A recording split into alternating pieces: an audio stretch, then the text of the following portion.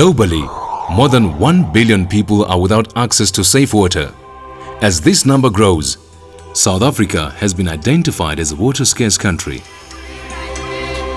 And the Western Cape faces its own particular set of problems. As the demand from the growing population of Cape Town and neighboring municipalities has outpaced the supply from the system, the Department of Water Affairs and Forestry tasked TCTA to implement the Berg Water Project. Now in the final stages of completion, the dam will augment the supply of water to the city by 18% extra available water. It will increase the water supply yield by 81 million cubic meters per annum. The Berg Water Project is one of the first projects where we actually looked at putting in extra supply capacity, which is the dam, and also the water demand management, which was ranked equally important. Funded by tariffs to be paid directly by water users over the lifespan of the dam, means that no burden is placed on government or the taxpayer for the cost of development. The objectives that we set ourselves was to make sure that there's enough water releases in the river system to maintain the health of the river. And then from a social point of view, we set ourselves the objectives to see how can TCTA implement the project differently and to maximize the benefits for the local community. The vision for the Berg Water Project was to demonstrate leadership in areas of environmental management in terms of compliance to the World Commission on Dams guidelines for the construction of large dams, demonstrate leadership in terms of promoting social sustainability in the local communities. And we believe we've done that in a number of areas and in a number of facets. This will be the first dam in South Africa to be designed, constructed and operated in strict accordance with the guidelines of the World Commission on Dams. We've constructed the intake structure that makes this dam most probably the most environmental friendly dam in South Africa. Capable of rerouting water to and from the neighboring Waterkloof Dam, the intake tower will also operate environmental and irrigation releases. The tower is 62 meters high. It's a dual system. We've got the wet side for environmental flood releases and the dry side for in-stream flow requirements. We have to release freshets during the early winter seasons in June. That flows up to 65 cubic meters per second. And then on an annual basis, we also have to release the flood up to 200 cubic meters per second. So the infrastructure provided here will be able to accommodate those releases. And then on an ongoing basis, we will monitor the river itself and the water quality to ensure that the Berg River Dam does not negatively impact on the downstream water quality aspects.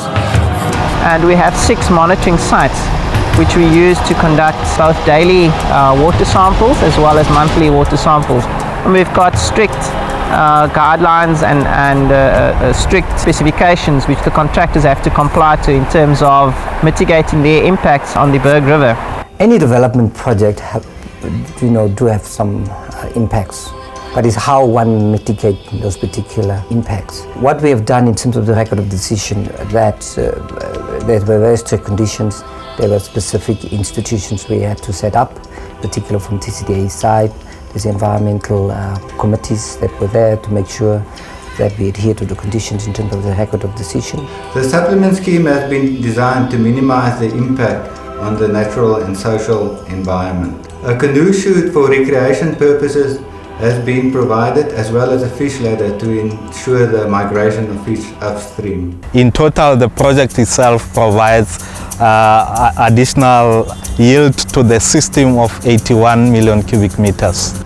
In other words, we will obtain 18% more water each year. From the beginning of engagement in the area, TCTA put in place the Franschhoek Fence policy to ensure that the dam will maximize employment opportunities for the local community and participation of smaller companies in the area. We've set specific targets for contractors in terms of employment and for procurement, and we're happy to say 5 years later that most of the contractors actually exceeded those targets. Determined to protect the surrounding communities from any negative impact the building of the dam might have, TCTA set about a massive social monitoring program. Because of the employment, which was fairly significant, about 1,000 local people employed per month, people have been able to purchase things, sometimes rent small houses where in the past they've lived in shacks. So there's been an increase in the standard of living. We've also seen some small businesses coming up. We've seen small businesses that are existing becoming stronger. We've seen people see their own potential.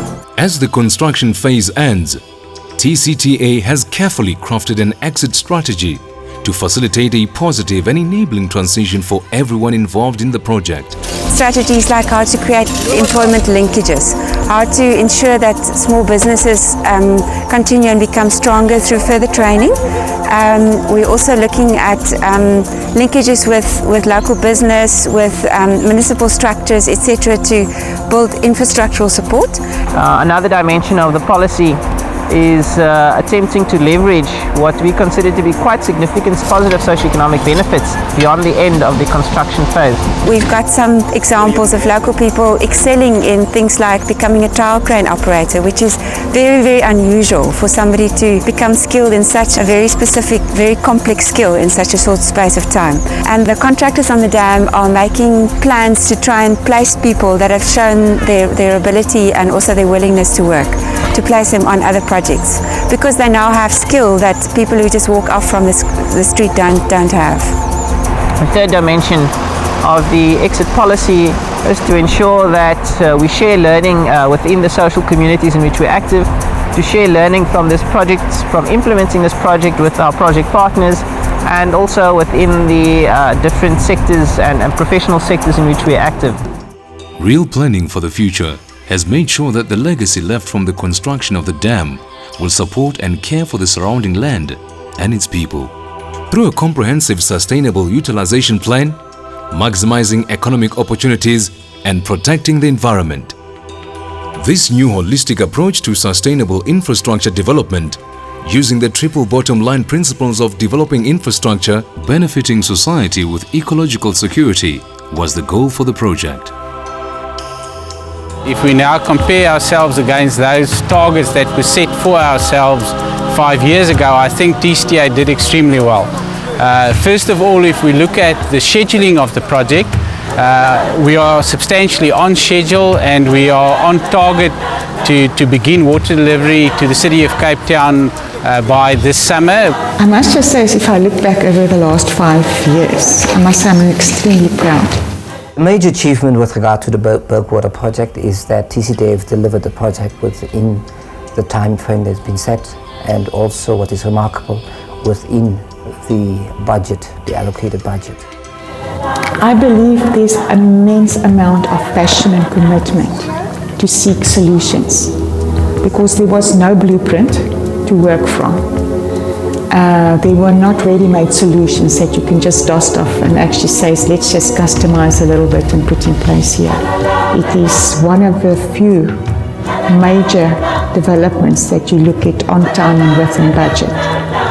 And I believe that's a feather in the cap of the community, the consultants, the contractors, and the team working on this. Setting new standard for large infrastructure development, TCTA, a new word for water.